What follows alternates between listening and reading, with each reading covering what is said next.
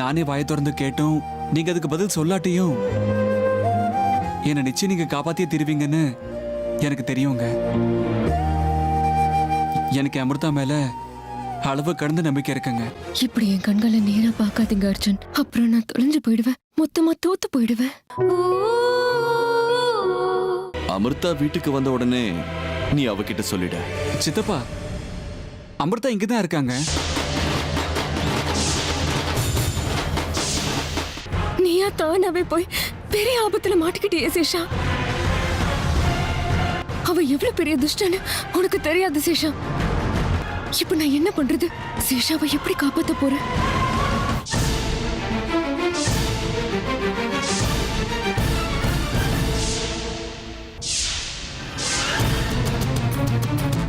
மாமா, நீங்க போக வேண்டிய இடம் இல்ல இல்ல, அதான் நாம போக வேண்டிய இடம் இன்னும் எவ்வளவு தூரத்துல இருக்கு? இன்னும் கொஞ்ச தூரம் தான் அமிர்தா. காட்டுக்குள்ள கார் போகாத. கார் இங்கேயே நிறுத்திட்டு கொஞ்சம் தூரம் நடந்து போகணும். உனக்கு பரவாயில்ல? எனக்கு பரவாயில்ல மாமா.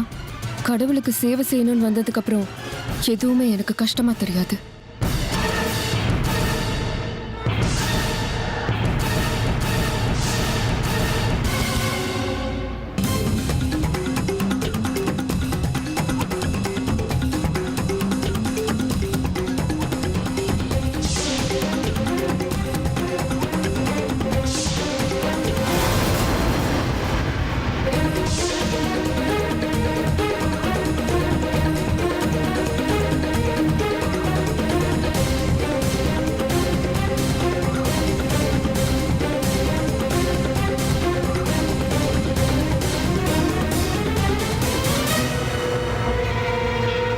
இவ கூட நானும் போனா என் மேல அவளுக்கு சந்தேகம் வந்துடும். நான் இங்கே நிக்கிறேன், அவளை கூப்பிடுட்டோம்.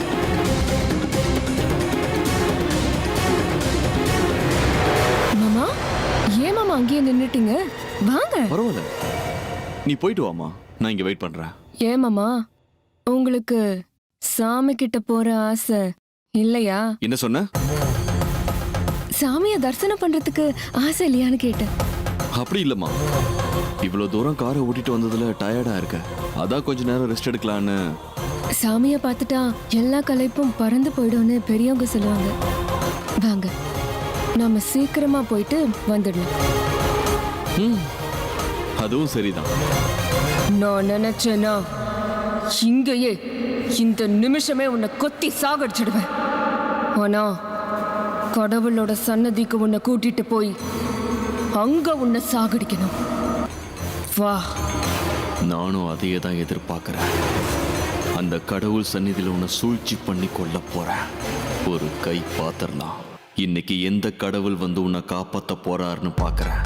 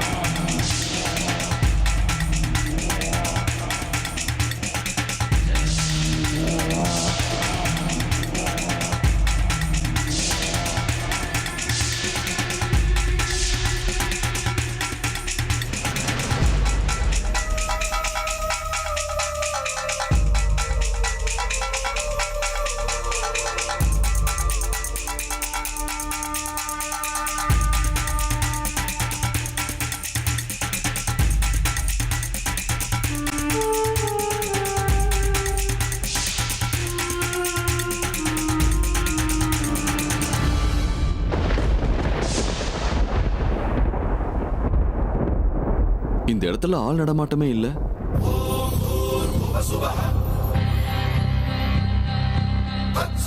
ஆமாண்டா, அதுக்காக தானே உன்னை இவ்வளவு தூரம் கூட்டிட்டு வந்திருக்கேன். நீ செத்ததுக்கு அப்புறம் உன்னோட பணம் கூட உன்னோட குடும்பத்துக்கு கிடைக்க கூடாதுடா. உன் குடும்பம் கண்ணீர் விட்டு சாகணும். அப்படி பண்ற. என்ன அமிர்தா, ஏதோ ஆழமா யோசிச்சுட்டு இருக்கிற மாதிரி இருக்கு. ஒண்ணும் இல்ல மாமா, போக போக எல்லாம் உங்களுக்கே புரிஞ்சிடும். வாங்க.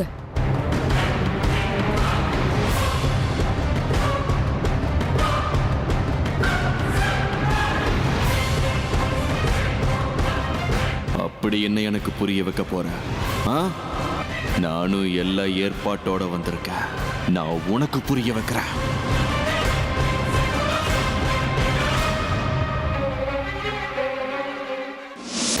இல்ல சேஷா, நீ இப்போ எவ்வளவு பெரிய தப்பு பண்றேன்னு உனக்கு புரியல. அந்த ருத்ரா உன்னை விட இப்ப ரொம்ப பலசாலியா இருக்கான். நீ வேணா பாரு, அவனால நிச்சயமா உனக்கு ஏதாவது ஆபத்தை ஏற்படுதான் போகுது. ஏதாவது செஞ்சு ருத்ரா உடனே வீட்டுக்கு வர மாதிரி நான் பண்ணணும். என்ன பண்றது? என்ன பண்றது? ஆமா, பாட்டி தான் சரி.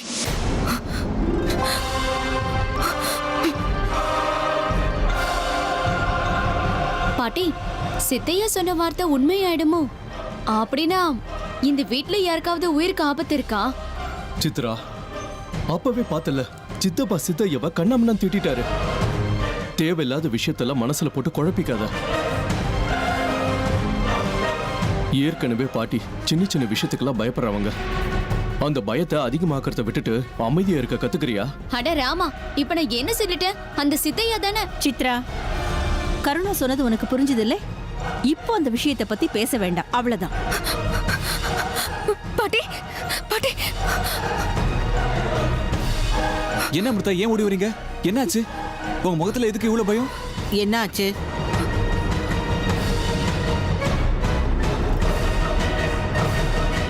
பாட்டி, ருத்ரா மாமா எங்க? அவன் அப்பவே ஏதோ வேலை இருக்குன்னு வெளியில போயிட்டானே. என்ன விஷயம்? ஏன் கேக்குற? பாட்டி, அவர் இப்ப எங்க இருந்தாலும் சரி, சீக்கிரமா வர சொல்லுங்க. உடனே வீட்டுக்கு வர சொல்லுங்க.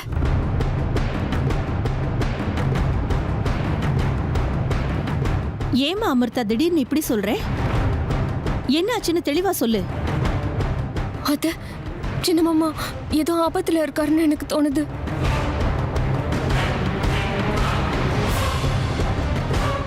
தயவு செஞ்சு அவரை உடனே வீட்டுக்கு வர சொல்லுங்க பாட்டி. அமிர்தா, ஓ இஷ்டத்துக்கு வாய்க்கு வந்தபடி எல்லாம் பேசாத.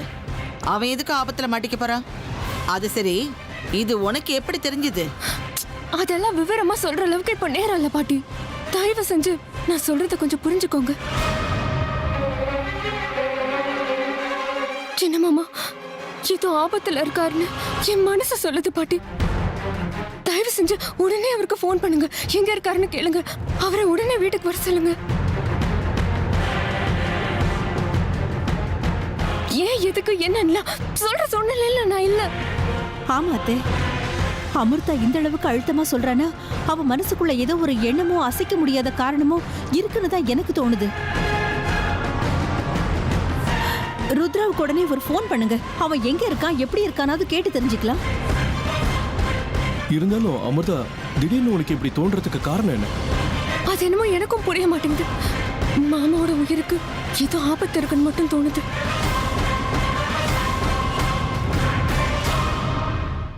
அவரை யாரோ ஃபாலோ பண்ணிட்டு இருக்காங்கன்னு என் மனசுக்கு ரொம்ப பலமா படுது. தயவு செஞ்சு தாமதிக்காதீங்க. அவர் எங்க இருந்தாலும் உடனே வீட்டுக்கு வர சொல்லுங்க. இல்லைங்க அமிர்தா, கொஞ்ச நேரத்துக்கு முன்னாடி நாமளே சித்தப்பா கிட்ட போன்ல பேசணும்ல. உங்ககிட்டயும் பேசினாருல்ல, அப்போ நார்மலா தானே இருந்தீங்க. இது பாருங்க அர்ஜுன், அதெல்லாம் அப்போ. இப்போ அந்த மாதிரி கிடையாது. தயவு செஞ்சு அவரை வீட்டுக்கு வர சொல்லுங்க. ஏதாவது பெரிய ஆபத்துல மாட்டிக்கிறதுக்கு முன்னாடி அவரை வீட்டுக்கு வர சொல்லுங்க.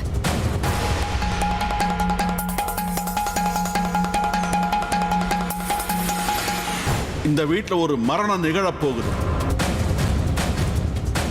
இந்த குடும்பத்தை சேர்ந்த ஒருத்தர் உயிருக்கு உயிர் போற ஆபத்து இருக்கு. யாரால யாருக்கு ஆபத்து வரப்போகுதுன்னு இன்னும் எனக்கு சரியா தெரியல. ஆனா இந்த குடும்பத்தை சேர்ந்த ஒருத்தரோட உயிருக்கு பெரிய ஆபத்து இருக்கு. அவன் சொன்ன இந்த குடும்பத்து உறுப்பினர் ஒருவேளை என் ருத்ராவா இருக்குமோ? ஏற்கனவே இந்த குடும்பத்துக்கு நாகதோஷம் இருக்கு. எதுக்கும் நம்ம ருத்ரா எங்க இருக்கா, எப்படி இருக்கான்னு தெரிஞ்சுக்கிறது தான் நல்லது. பாட்டி, என்ன பாட்டி இன்னும் யோசிச்சுட்டு இருக்கீங்க? சீக்கிரமா மாமாக்கு கால் பண்ணுங்க. ஆமா, இவ இப்படி பேசுறதே அபூர்வம். இவ சொல்றதுல ஏதோ அர்த்தம் இருக்குன்னு தோணுது. நான் இப்பவே ருத்ராவுக்கு ஃபோன் பண்ணி அவ எங்க இருக்கான்னு கேட்டுறேன்.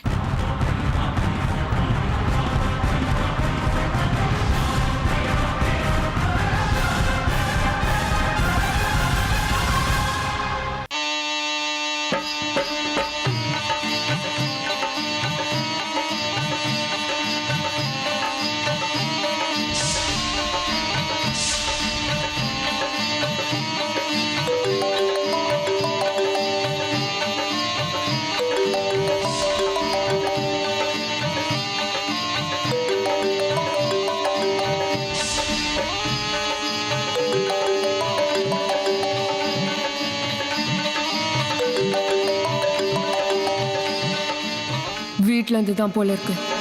இது அந்த அமிர்தாவோட வேலையா தான் இருக்கணும்.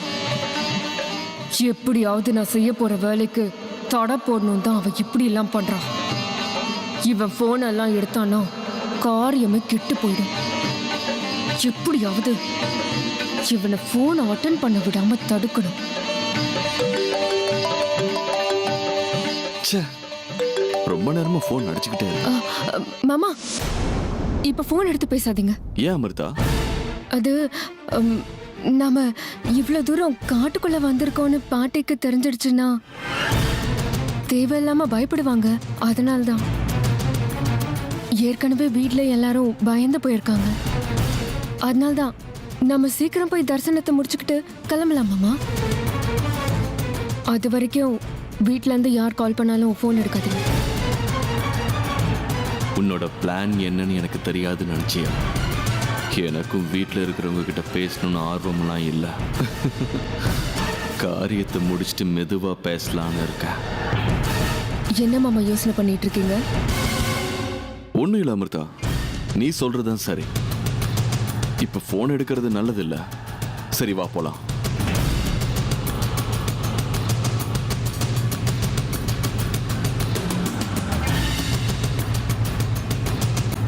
என்னாச்சு பாட்டி? சித்தப்பா லைன் கிடைக்கலையா? போன் ரிங் போயிட்டு இருக்கடா. ஆனா அவன் போன் எடுக்க மாட்டேங்கிறான். என்ன பண்றது? நீ ஒண்ணு பண்ணு, உன் போன்ல இருந்து அவனை கூப்பிடு.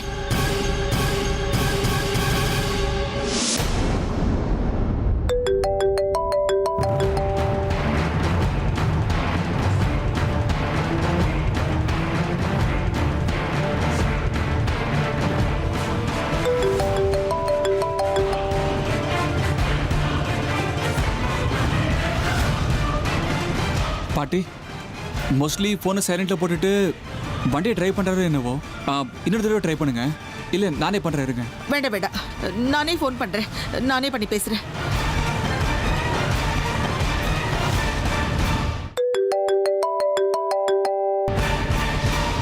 வீட்டில இருந்து இவ்வளோ கால் வருதா? ஒருவேளை அம்மா பண்றாங்களோ? அம்மா கிட்ட சூட்சமமா விஷயத்த சொல்லிட்டா போதும். அதுக்கப்புறம் எந்த தொந்தரவும் இல்லாம நான் காரியத்தை முடிச்சிருவேன். அமிர்தா, நீ போயிட்டே இருமா. வர வழியில கார்கியை மிஸ் பண்ணிட்டேன் போல. நான் போய் பார்த்துட்டு வந்துடுறேன். சரிங்க மாமா. என்னெல்லாம் செய்யணும்னு நினைக்கிறியோ அது எல்லாத்தையும் இப்பயே முடிச்சுக்கோ. ஏன் தெரியுமா? அதுக்கப்புறம் உனக்கு எதுக்குமே வாய்ப்பே கிடைக்காது.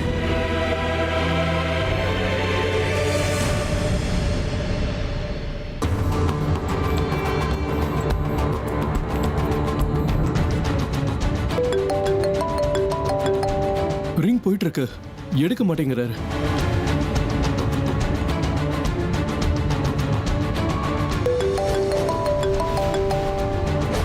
அம்மா சொல்லுங்க. ருத்ரா, நீ எங்கடா போய் தொலைஞ்ச? எதுக்கு யார் போன் பண்ணாலும் எடுக்க மாட்டேங்கிற? வீட்டுல நாங்க எல்லாரும் எவ்வளவு பயந்து போயிருக்கோம் தெரியுமா உனக்கு? அம்மா, நான் சொல்றத கவனமா கேளுங்க. இப்ப நான் ஒரு முக்கியமான வேலைக்காக வெளியே வந்திருக்கேன். இந்த நாளுக்காக தான் நான் ரொம்ப நாளா காத்துக்கிட்டு இருக்கேன். பயப்பட வேண்டிய அவசியமே இல்லம்மா. வீட்டுக்கு வந்து உங்ககிட்ட எல்லாம் விளக்கமா சொல்றேன். அதுக்கப்புறம் உங்க புள்ளைய நினைச்சு நீங்க பெருமைப்படுவீங்க. பாத்துக்கிட்டே இருங்க. அப்படியாப்பா? ஆமாமா, உங்க புள்ளையோட சக்தி மேல உங்களுக்கு நம்பிக்கை இருக்குல்ல?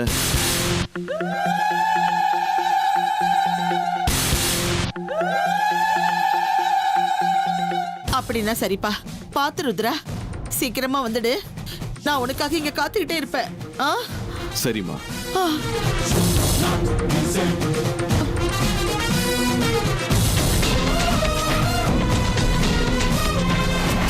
பாட்டி, சித்தப்பா என்ன சொன்னாரு?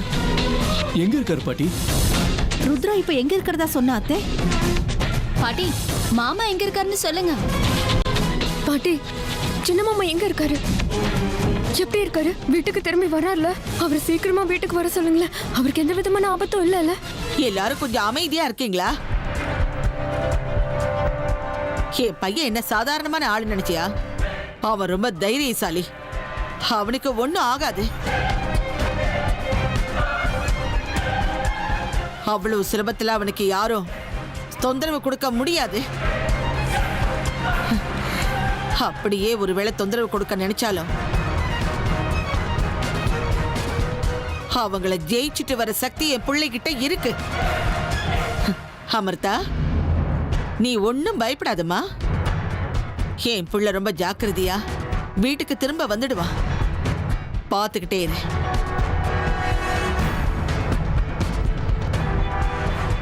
எப்படியோ அவன் எங்க இருக்கான்னு தெரிஞ்சு போச்சுல்ல. இனிமே யாரும் எதுக்கும் பயப்பட வேண்டாம். சொன்னது புரிஞ்சுதுல்ல? போங்க போங்கப்பா.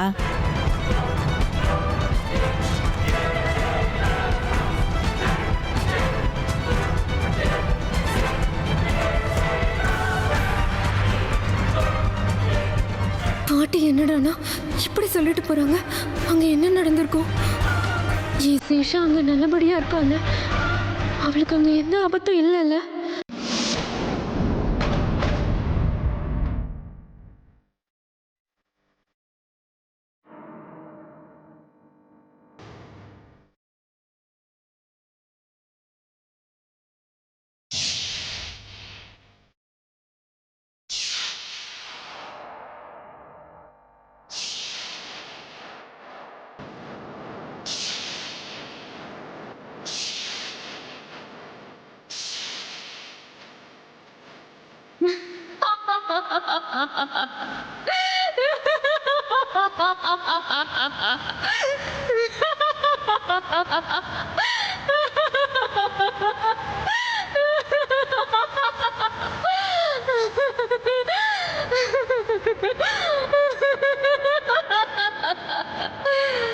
அமிர்தா, என்னம்மா ஆச்சு?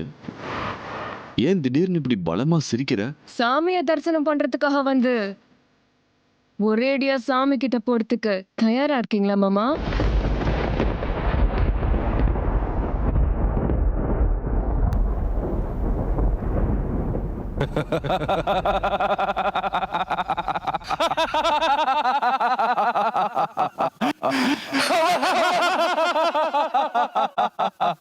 அமிர்தா, அப்படின்னு நான் நினைச்சுக்கிட்டு உன் கூட வந்தான்னு நினைச்சியா நாகராணி?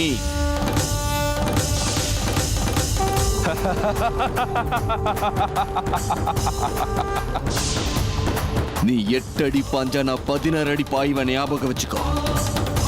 நீ அமிர்தா வேஷத்துல வந்திருக்கிற நாகராணின்னு எனக்கு எப்பவோ தெரியும். உனக்கு மட்டும்தான் நாடகம் ஆட தெரியுமா? இந்த ருத்ரனை யாராலையும் அவ்வளவு சீக்கிரம் ஏமாத்த முடியாத. ஓஹோ, நான் யாருன்னு தெரிஞ்சதுக்கு அப்புறமும் என் கூட இவ்வளவு தூரம் வரத்துக்கு உனக்கு துணிச்சல் வந்துருச்சாடா? ஆமா நாகராணி, ஏன் இருக்க கூடாது? ருத்ரனை எதிர்க்க முடியும்னு உனக்கு குருட்டு தைரியம் இருக்கும் போது கேவலம் ஒரு பாம்பை எதிர்க்கிற தைரியம் ஏன் எனக்கு இருக்க கூடாது?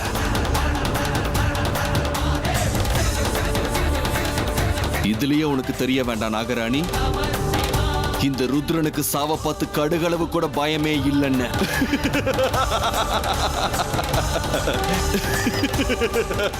டேய் ருத்ரா, வாய மூடுறா.